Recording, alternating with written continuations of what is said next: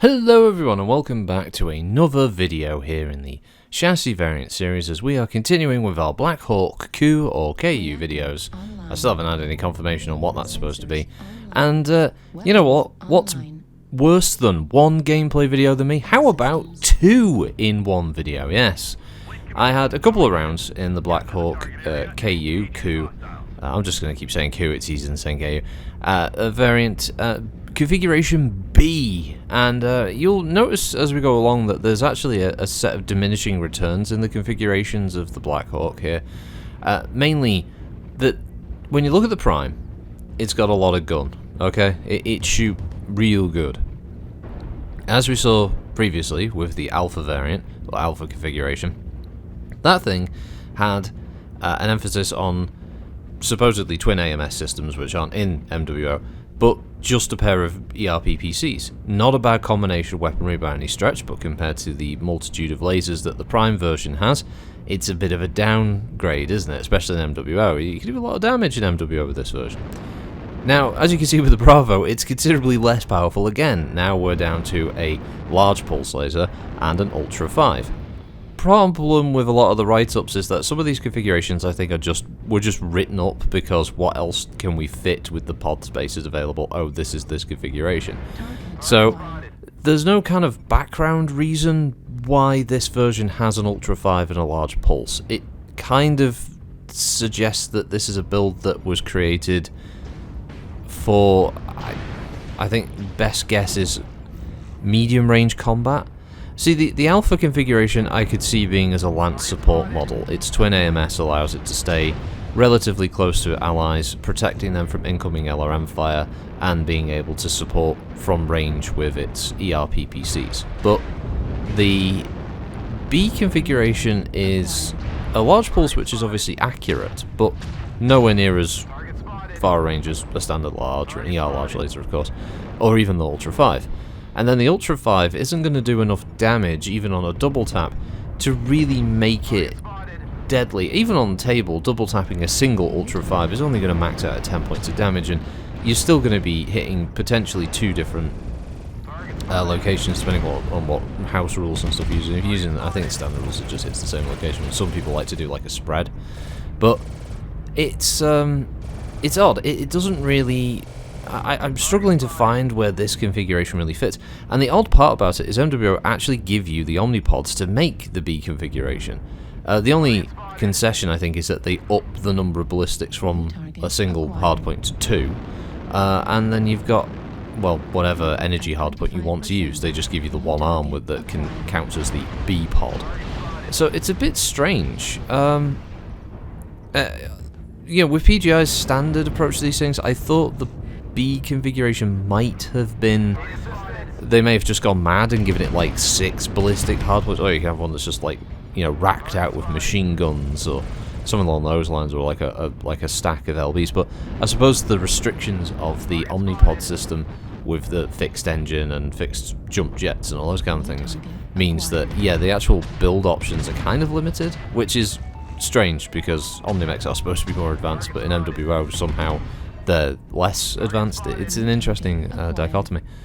So, in universe, not really sure why it exists. It just does. I suppose it's, by comparison, it's quite heat efficient.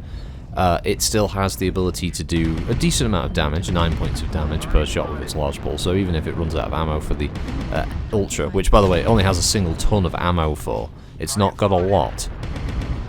You're in a scenario where you've got a machine that it can't really one-on-one most opponents, especially in its weight range, and it struggles to do much else even in a group fight because its contribution is going to be relatively small by comparison to other heavies in its lance. Oh, you may hear Hebe in the background.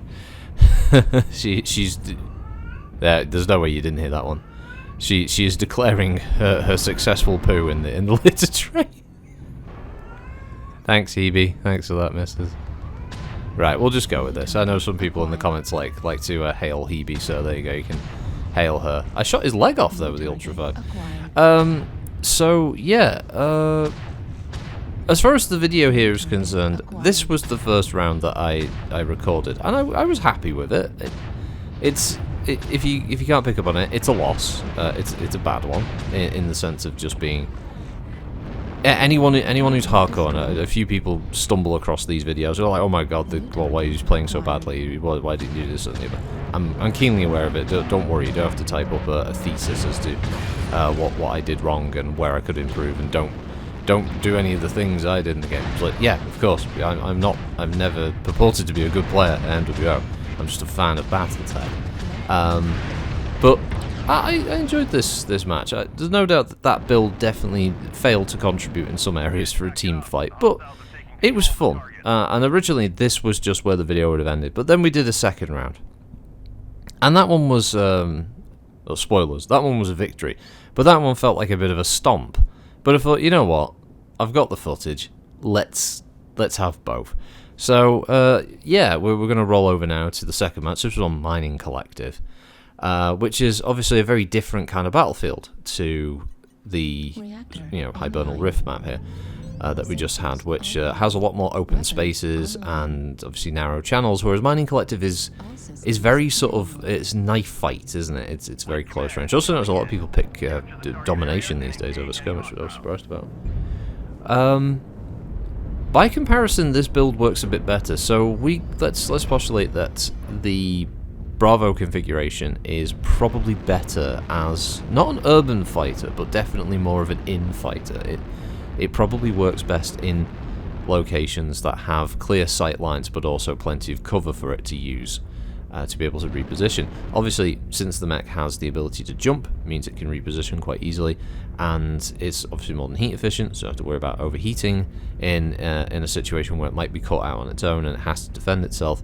It's got decent speed for its weight, and yeah, it's capable of being able to extricate itself. So it's not too bad in that regard. So, oh yeah, there was a bunch of lights that were, I was hoping to catch them out a bit more, but unfortunately they got the fuck out of there as soon as things got a bit hairy for them. So yeah, I think this is a configuration that probably works better. It could, you know what, thinking about it, it could actually be the setup for a Lance Commander. Because typically, at least as far as the writing is concerned, a lot of Lance Commanders will have builds and mechs that are usually simple weapons loadouts that allow them to focus on giving orders and taking stock of the developing situation, but then they can provide direct fire on targets with a very limited amount of, basically having to think. Just point and click, basically. It's a bit like the Shadowhawk is usually used as a Lance Command vehicle because its weapon set is either very long range or very short range, and that's it. So it's just AC5, LRM, or medium laser SRM, and that's it. The rest of it is freed up for the pilot to actually command his lance mates. So I think that's where we're going with this. Possibly. Other configurations of this mech some of them do get quite interesting. There is actually one that I think I can build in this that does try to completely ape the Blackhawk, the clan version, that does carry 12 ER medium lasers, but that's going to have a lot of the, awful heat issues. There is one that I'm actually really looking forward to getting around to in the future, is a Dark Ages variant that has a heavy PPC and twin light PPC, so that should be quite fun. I don't know how hot that'll be, but it should be a laugh. There's another variant, I think it's the Charlie configuration, which you can build in this as well with Omnipod's again, which has a Gauss rifle and I think a medium laser. It's really weird. There's just it's like feast or famine with the builds. It's like one extreme or the other. So yeah, Christ, that you might hear that jet is low. Oh, it's a Typhoon. That's why. Yeah, it was a Typhoon that went over. Okay. Yeah, this match. This is a lot of the time. These are the kind of matches that I end up getting. Either matches where I'm on the receiving end of this beatdown, or matches where I'm on the team that is basically just carrying and doing all the work.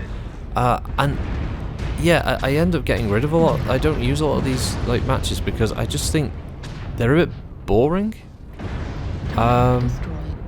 But I guess because I had that one that was the decent fight and a loss, and then this one that was it was a bit of a stomp. I don't know why I kept it. I just thought I'd use both rather than just getting rid of the footage.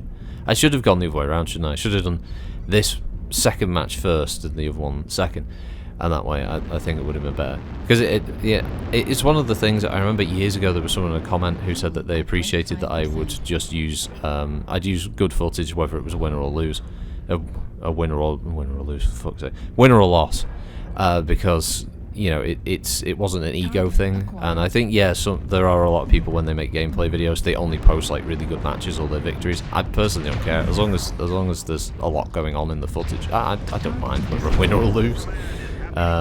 So yeah, I'll usually just use whatever as long as the match is good. But yeah, that's it. Black Hawk QB. Yeah, don't try it. It's okay, but you're not going to post huge match scores. You're going to be disappointed overall. I mean, that's the review. Lotus Long Arms. Anyway, it's the end. Bye. I'll just go awkwardly click the thing to stop.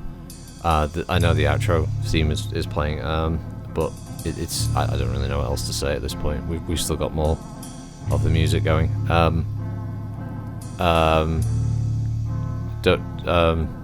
Yeah, so we're here.